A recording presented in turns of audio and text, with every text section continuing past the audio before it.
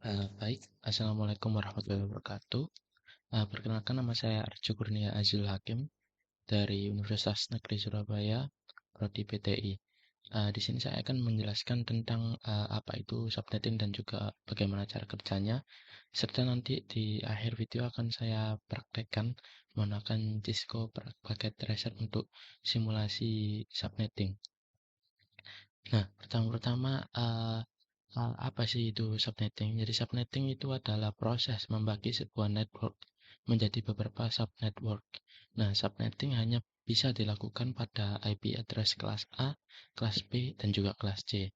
Dengan subnetting itu akan menciptakan beberapa network tambahan tetapi mengurangi jumlah maksimum host yang ada dalam tiap uh, network tersebut. Jadi terus tujuan subnetting. Jadi ada beberapa tujuan subnetting yang perlu diketahui juga. Yang pertama ada mengefisiensikan pengalamatan. Misal untuk jaringan yang hanya mempunyai 10 host, kalau kita menggunakan kelas C saja terdapat 254 sampai 10 sama dengan 244 alamat yang tidak terpakai. Nah, ini akan menjadikan tidak efisien bagi pengalamatan IP karena ada IP yang terbuang. Terus yang kedua ada membagi satu network atas sejumlah subnetwork dengan arti membagi suatu kelas jaringan menjadi bagian-bagian yang lebih kecil. Nah, untuk selanjutnya juga bisa baca sendiri. Saya akan menjelaskan tentang seperti apa sih subnetting itu dengan lebih jelas dengan sebuah contoh gitu. Jadi di sini ada sebuah contoh subnetting, ada 4 lab. Yang pertama ada lab jaringan, lab multimedia, lab RPL, dan juga lab sistem informasi. Nah, di masing-masing lab juga ada total kebutuhan IP, bisa dilihat di tabel berikut ini. Nah, di lab jaringan, total yang dibutuhkan hanya 17 IP. Terus di lab multimedia yang dibutuhkan sejumlah 22 IP. Terus di lab RPL yang dibutuhkan yakni sejumlah 45 IP. Terus di lab sistem informasi yang dibutuhkan ada sejumlah 30 IP. Nah, karena kebutuhan keamanan dan manajemen jaringan, maka setiap lab akan ditempatkan dalam blok network address atau alamat jaringan yang berbeda. Nah, misalkan kayak ini.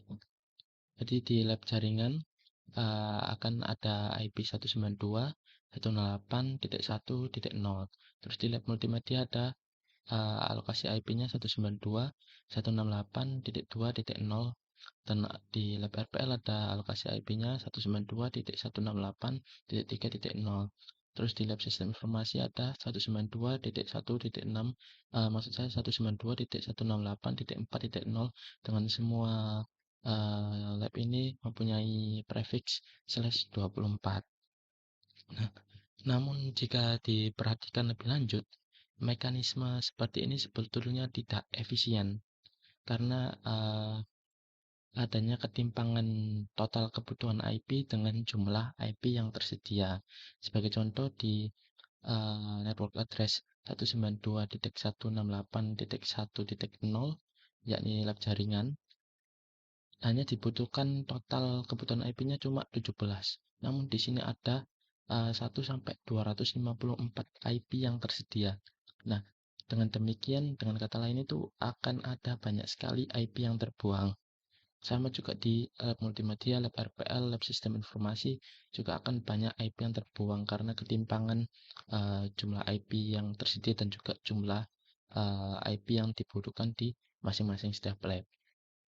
Nah, untuk itu solusinya kita hanya memerlukan satu blok jaringan kelas C untuk memenuhi keempat lab. Nah, langkah pertama yang kita perlukan yaitu membagi jumlah blok menjadi 4 blok sesuai dengan jumlah total lab. Nah, membagi satu blok dengan beberapa partisi, inilah yang disebut subnetting. Nah, dengan subnetting kita bisa mengalokasikan IP dengan jauh lebih efisien gitu. Sebagai contoh di sini, di network address 192.168.1, yakni di lab jaringan, kita memiliki memiliki host address atau IP yang tersedia itu cuma 62, maka akan lebih efisien daripada yang tadi yang berjumlah 255, sedangkan kebutuhan IP-nya hanya 17. Sama dengan di lab-lab lainnya, jadi misalkan di lab 1 ini di satu blok ini sebagai lab jaringan, terus di lab multimedia itu di blok kedua, terus di lab RPL di blok ketiga, dan juga lab sistem informasi di blok keempat. Nah, dengan demikian alokasi IP-nya akan jauh-jauh lebih efisien gitu. Karena IP address yang tersedia akan mendekati dengan jumlah total kebutuhan IP yang dibutuhkan. Seperti itu. Nah, untuk alokasi IP-nya bisa kita lihat seperti ini. Jadi di lab jaringan, alokasi IP-nya yakni 192.168.1.0 dengan jumlah range IP yang tersedia yakni 192.168.1.1 sampai dengan 192.168.1.62 dengan broadcast address 63. Terus untuk lab multimedia yakni 192.168.1.64 sehingga 192.168.1.126 dengan broadcast address yakni 127. Demikian dengan juga blok-blok lainnya yang akan diisi oleh lab RPL dan juga lab sistem informasi. Yang perlu diperhatikan juga ketika kita melakukan subnetting, artinya ada terjadinya pembagian. Nah, pembagian ini akan berpengaruh kepada prefix. Nah, yang tadinya /24 sekarang menjadi /26. Untuk keterangan lebih lanjutnya, kalian bisa melihat di tabel subnetting kelas C. Jadi di situ akan diperlihatkan gitu aturan-aturan untuk pembagian jaringannya. Jadi misalkan di /24 maka netmasknya bisa 255.255.255.0, maka di /25 netmasknya juga akan berubah sesuai dengan pembagian blok jaringan. Nanti akan IP yang tersedia juga akan ikut berubah sesuai dengan pembagian yang dilakukan pada proses subnetting. Nah, dengan seperti ini, maka alokasi IP akan jauh lebih efisien dibanding yang sebelumnya, karena rentan yang dibutuhkan dari total kebutuhan masing-masing lab akan disediakan oleh blok yang memiliki range IP tidak begitu jauh dari total kebutuhan yang dibutuhkan oleh masing-masing lab. Mungkin sekian untuk penjelasan tentang materi subnetting secara singkat. Selanjutnya akan saya lanjutkan untuk praktek di Cisco Packet Tracer secara langsung. Baik, saya akan lanjutkan perihal praktek secara langsung subnetting di Cisco Packet Tracer. Jadi di sini saya mendapatkan sebuah study case di mana kita akan mensimulasikan dua subnet. Jadi yang pertama ada di lab 1 dan juga lab 2. Nah, nanti kita akan gunakan tabel subnetting dengan prefix 2/26. Ini sebenarnya bisa 4 blok, cuma nanti kita gunakan 2 blok saja untuk kebutuhan skenario yang ini. Jadi langsung saja masuk ke Cisco Packet Tracer-nya.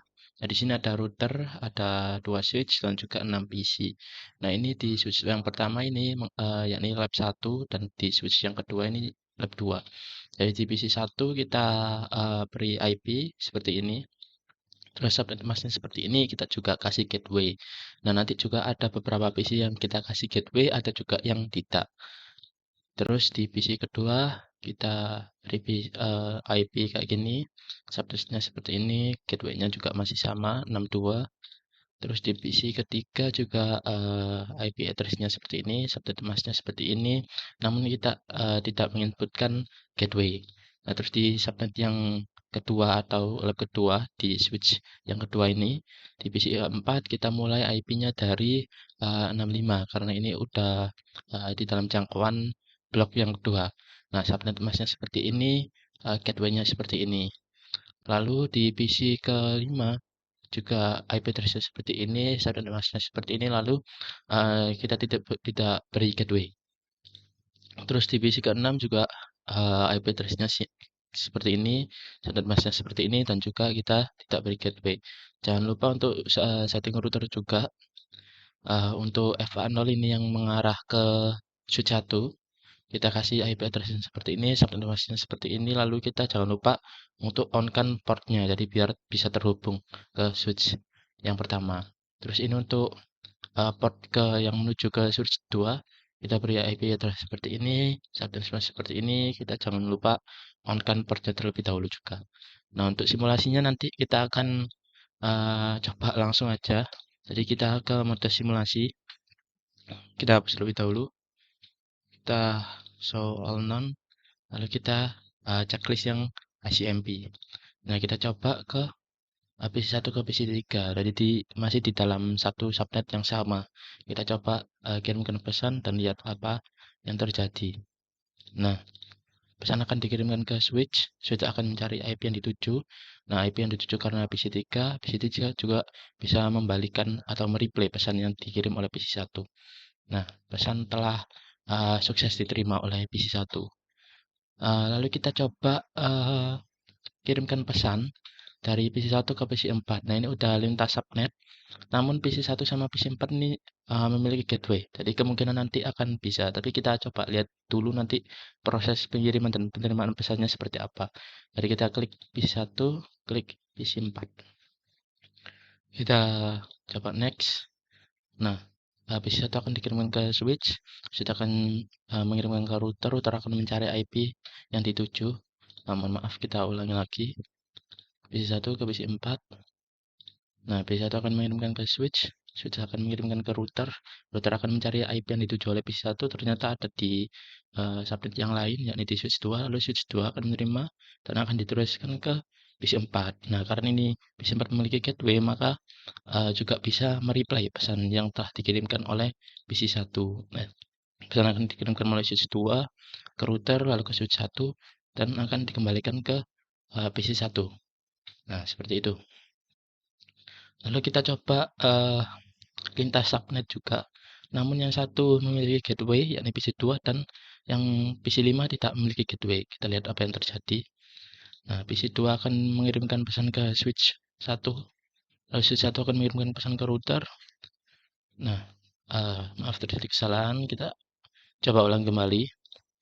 Nah, PC2 akan mengirimkan pesan ke switch terlebih dahulu. Switch akan menuju router akan mencari IP yang dituju oleh PC2, ternyata ada di switch 2, akan mengirimkan ke switch 2 dan meneruskan pesan ke IP yang dituju yakni switch 5, PC5. Namun di sini ada message atau indikator silang yang menunjukkan PC5 itu tidak dapat mereplay pesan yang telah dikirimkan oleh PC2. Ini disebabkan oleh karena PC5 tidak memiliki gateway dan juga ini lintas subnet, jadi harus membutuhkan gateway untuk mereplay. Namun PC5 tidak memiliki, maka dari itu PC5 tidak bisa mereplay pesan yang telah dikirimkan oleh PC2. Nah, kita coba sekali lagi untuk PC3 dan juga PC6. Jadi ini lintas subnet dan kedua belah pihak, baik pengirim atau penerima, sama-sama tidak memiliki gateway. Kita lihat apa yang terjadi. Nah, akan langsung silang. Karena dari pengirim ini udah tidak memiliki gateway, maka dari itu tidak ada uh, pesan yang bisa dikirim untuk ke PC6 karena tidak bisa mengirimkan. Sama PC6 juga nggak akan menerima pesan karena yang dari pengirim saja sudah tidak bisa mengirim. Apalagi PC6 mereplay. Karena sama-sama kedua PC3 maupun PC6 ini tidak memiliki gateway. Nah, mungkin itu dulu untuk simulasinya. Kita coba tracer apa yang terjadi ketika pesan itu dikirimkan. Nah, kita coba tracer dari PC1. Kita coba tracer ke PC4. Kita tuliskan tracer, lalu kita ketikkan alamat IP PC4. Nah, ini yang terjadi. Jadi pesan tadi langsung dilemparkan ke gateway 62 Terus dari gateway nanti akan langsung ke alamat IP yang dituju, yakni 65. Begitu pula dari PC-PC yang tadi juga bisa di-trace seperti ini. Caranya tinggal buka command prompt di masing-masing PC, lalu ketikkan tracer dan juga alamat IP yang dituju. Nanti akan keluar tulisan seperti ini. Mungkin itu saja dari saya. Cukup sekian penjelasan saya dari mulai teori sampai praktek di Cisco Packet Tracer perihal subnetting. Kurang lebihnya mohon maaf. Saya ucapkan terima kasih. Wassalamualaikum warahmatullahi wabarakatuh.